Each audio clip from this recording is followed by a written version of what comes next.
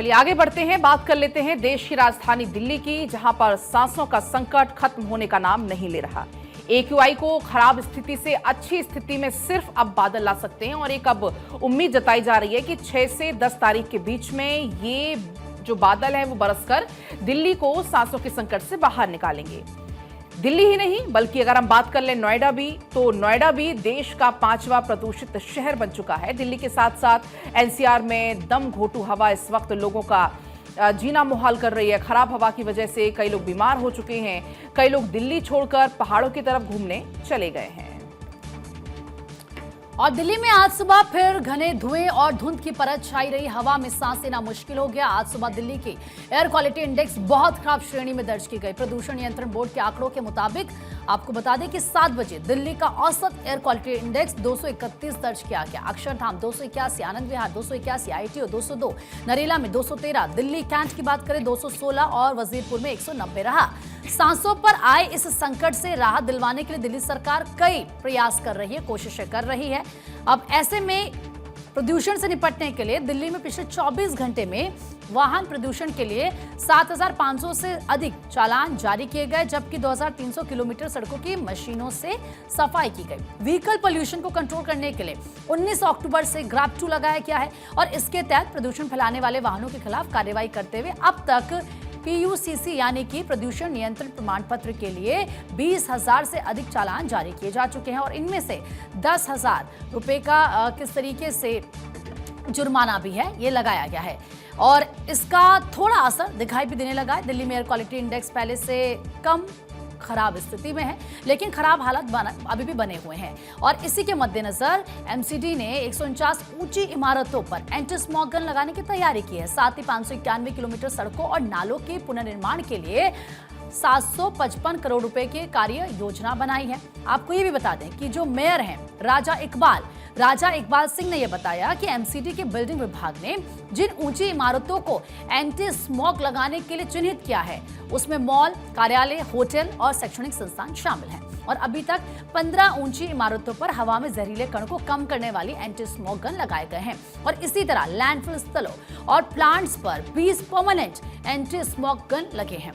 आज एक बार फिर दिल्ली की हवा जहरीली रही, लेकिन राजधानी से भी ज्यादा खराब हालात नोएडा और गाजियाबाद के रहे।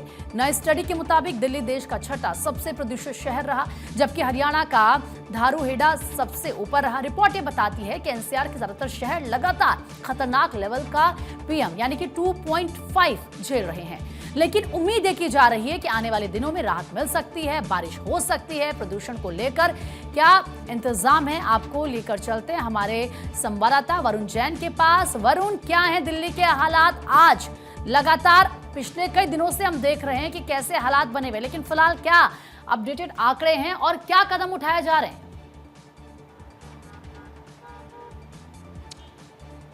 देखिए, हालात अभी भी खराब है क्योंकि अगर अभी भी आप आसमान में देखेंगे तो आपको एक सफ़ेद जो प्रदूषण की चादर है वो राजधानी दिल्ली पर छाई हुई नज़र आ जाएगी। लेकिन कुछ बेहतर ज़रूर हुए हैं क्योंकि दिवाली और उसके आसपास जो AQI लेवल करीब 500-600 के आसपास पहुंचा हुआ था वो अब कई जगह पर 200, कहीं पर 250, कहीं पर 250 के आसपास बना हुआ है। तो कहीं ना कहीं स्थिति में सुधार जरूर हुआ है, लेकिन जो AQI लेवल अभी भी है वो किसी की भी सेहत के लिए एक बड़ा खतरा साबित हो सकता है। यही वजह है कि सरकार लगातार कदम उठा रही है।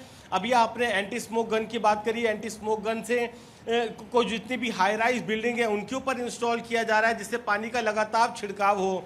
जगह जगह जो ट्रक्स हैं उनके जरिए भी जो पानी है उसका छिड़काव हो रहा है।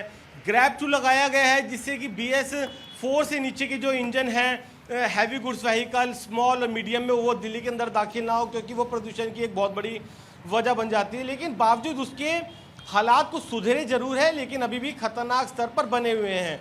इसलिए ऐसे में ज़रूरत है कुछ इस तरीके के इम्प्लीमेंटेशन की, कुछ इस तरीके के कदम उठाने की जिससे कि जो AQI लेवल है कुछ इस तरीके से पहुँचे कि कोई उस आबो हवा के अंदर सांस ले तो उसकी सेहत के साथ खिलवाड़ ना हो। और इसका सबसे जो महत्वपूर्ण उपाय है और जो आखिरी उपाय नजर आता है वो है बरसात, यानी कि अब आपको कुदरत पर ही निर्भर होना पड़ेगा क्योंकि कब बारिश होगी और कब ये AQI लेवल कुछ डाउन जाएगा, क्योंकि जो कृत्रिम बारिश है वो तो अभी तक कामयाब नहीं हो पाई है। बिल्कुल। जैसा दिल्ली सरकार के मंत्रियों ने भी कहा था, उसके लिए मॉइस्चर और कई पैरामीटर है जो पूरे होने चाहिए और कोशिश मॉइस्चर भी होना की गई चाहिए थी। था, वो नहीं तो था। अब देखते हैं कब इसी वजह बरसात से होती है और उसके आर्टिफिशियल बाद रेन तो AQI नहीं हो लेवल पाई, डाउन लेकिन जाता है। वरुण जाहिर सी बात है, ये उम्मीद ही हम कर सकते हैं कि जो कदम उठाए जा रहे हैं इसके जरिए दिल्ली एनसीआर की जो हवा है वो साफ हो। फिलहाल आपका बहुत बहुत शुक्रिया तमाम जानकारी देने के लिए।